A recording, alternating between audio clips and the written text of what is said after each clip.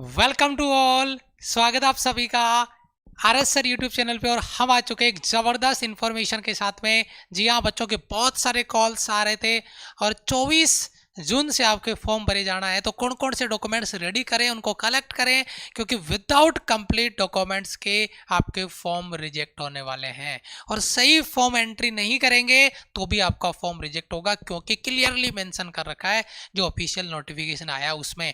तो इस वीडियो को शुरू से लास्ट तक पूरा फोकस करके नोट करके रखिएगा। जो जो इंफॉर्मेशन रिक्वायरमेंट यहाँ पर मैं डॉक्यूमेंट्स की आपको बताता हूँ, जो ऑफिशियल नोटिफिकेशन आया है वहां से मैंने ये स्क्रीनशॉट आपके लिए लेकर लगाए हैं और मैं यहाँ पर क्लियर कर देता हूँ। ये ही जो मैंने पीपीटी बनाया है, इंफॉर्मेशन बनाया है, ये मैं आपको टेलीग्राम पर भी डाल दूंगा। अगर यहाँ पे मैंने एक लाइन लिखी है कौन कौन से डॉक्यूमेंट्स रिक्वायरमेंट है, उसके लिए वीडियो है।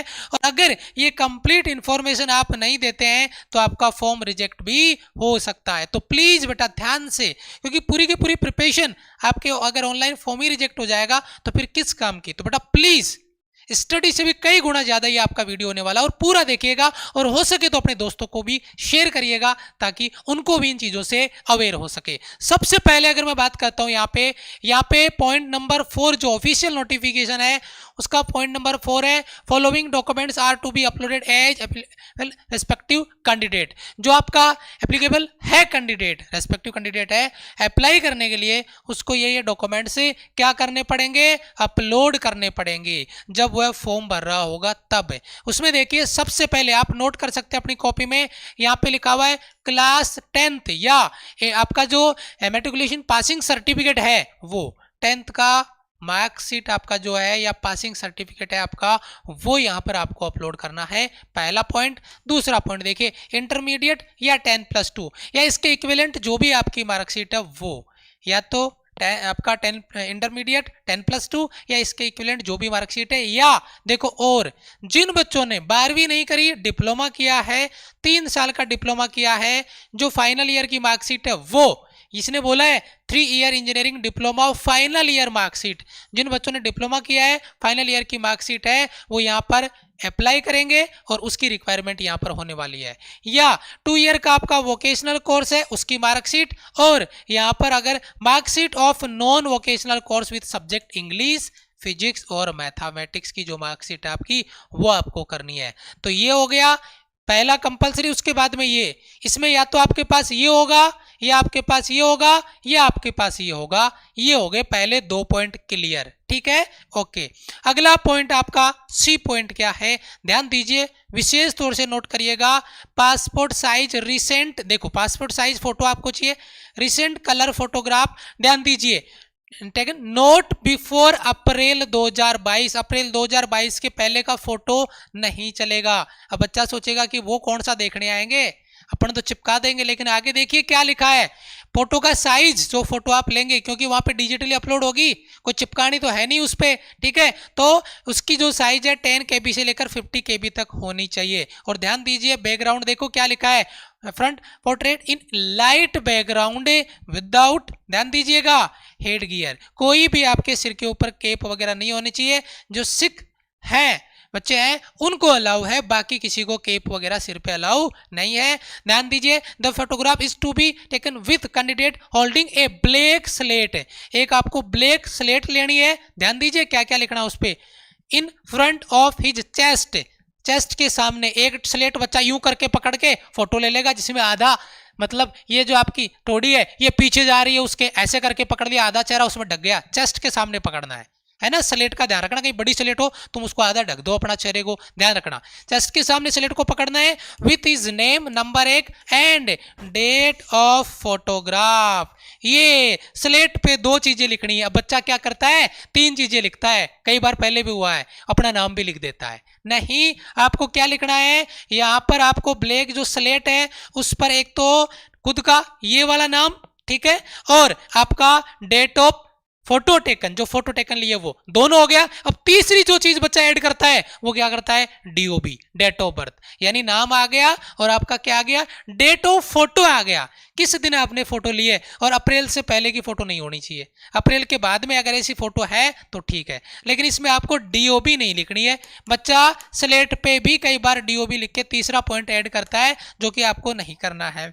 उसके बाद में जब आप थंब इंप्रेशन किसी व्हाइट पेपर पे लगाओगे तो देखो क्या लिखा है, कैंडिडेट लेफ्ट हैंड, ये बात ध्यान रखना, लेफ्ट हैंड, बार बार कह रहा हूं, ये गलतियां मत करना बच्चे, बाद में फोन कॉल करेंगे सबमिट करने के बाद में, अभी अवेयर करवा रहा हूं। लेफ्ट हैंड जो थंब इंप्रेशन है उसका इमेज लेना और उसकी साइज है 10 KB टू 50 KB, है ना।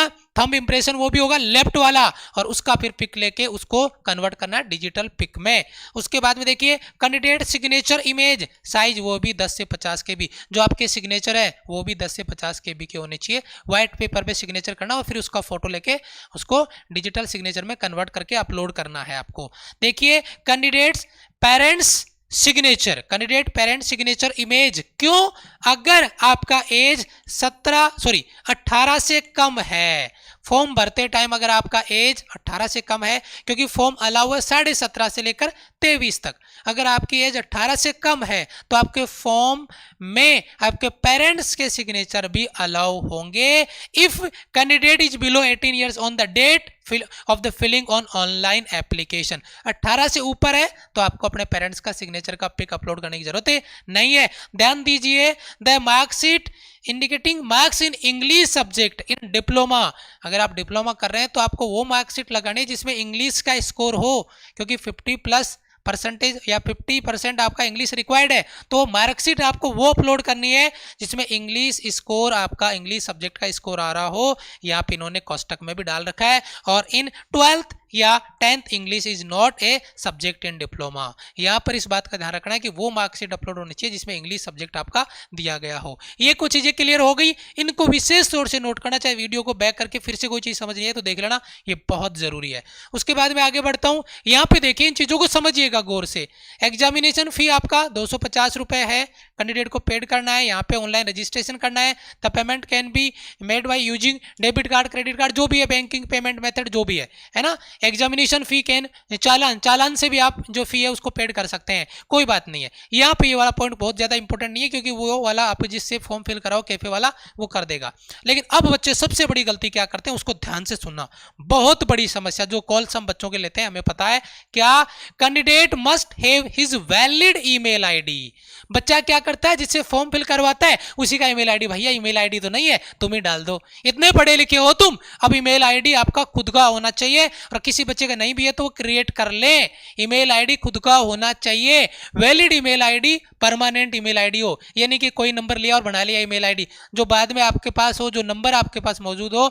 और देखिए mobile number for successful online registration, आपके पास वैलिड मोबाइल नंबर और वैलिड आपका ईमेल आईडी होना चाहिए, जो बाद में जितने भी आपके कन्वर्सेशन होंगे वो ईमेल आईडी पर ही होंगे।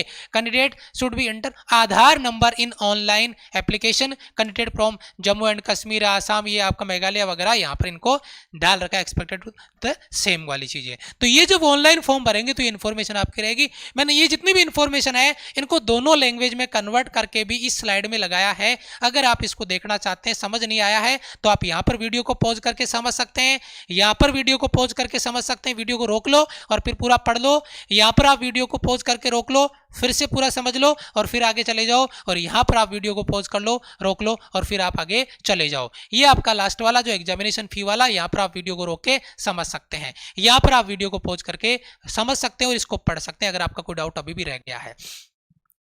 अब तैयारी करनी, 30 दिन आपके पास है, 30 डेज का ऐसा कोई स्टडी प्लान जो आपको आपके गोल तक पहुंचाए, मैक्सिमम चीजें आपको रिवाइज करवा दे, क्योंकि 30 दिन में रिवीजन करना है, बेहतरीन अंदाज में प्रैक्टिस करनी है, और वो चीजें आपको अगर मिलती है देन आपको आपका गोल निश्चित रूप से मिलेगा। क्योंकि बहुत सारे बच्चे हैं इस टाइम पे जो तैयार हैं, लेकिन वो सिस्टमेटिक वे में अगर तैयारी नहीं करेंगे तो वो पेपर नहीं निकाल पाएंगे। जिसने एक मतलब पर्टिकुलर प्लान को फॉलो कर लिया वो बच्चा वहां तक पहुंचेगा। तो 30 डेज का स्टडी प्लान हमारी टीम ने जारी आपके लिए कर दिया है।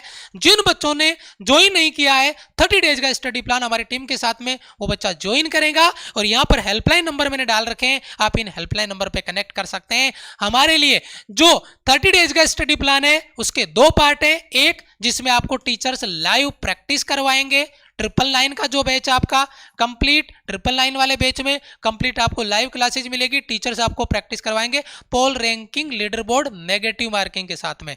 और दूसरा जो इसका पार्ट है वो है आपका नोट्स बैच, क्योंकि आपके पास केवल 30 दिन है, 30 डेज है और 30 दिन में आप नोट्स नहीं बना सकते। केवल और केवल क्या कर सकते हैं, उनको रिवाइज कर सकते हैं, मॉक टेस्ट लगा सकते हैं, प्रैक्टिस कर सकते हैं। तो ये नोट्स बैच आपका, तो ये दोनों बैच आपको ज्वाइन करके पर्टिकुलर प्लान के साथ में हमारी टीम के साथ मिलकर तैयारी करनी है। अगर आपका कोई भी डाउट है कोर्स से रिलेटेड, क्लास से रिलेटेड, आप हमारे दिए गए हेल्पलाइन नंबर पे कनेक्ट कर सकते हैं और अपना डाउट क्लियर कर सकते हैं। दिए गए डॉक्यूमेंट्स के रिगार्डिंग अगर आपका अभी भी कोई डाउट है देन आप कमेंट बॉक्स में उसको पिन कर सकते हैं, और हो सके तो इस इंफॉर्मेशन को अपने दोस्तों को जरूर शेयर करिएगा। Thank you so much, love you all, bye bye, जय हिंद।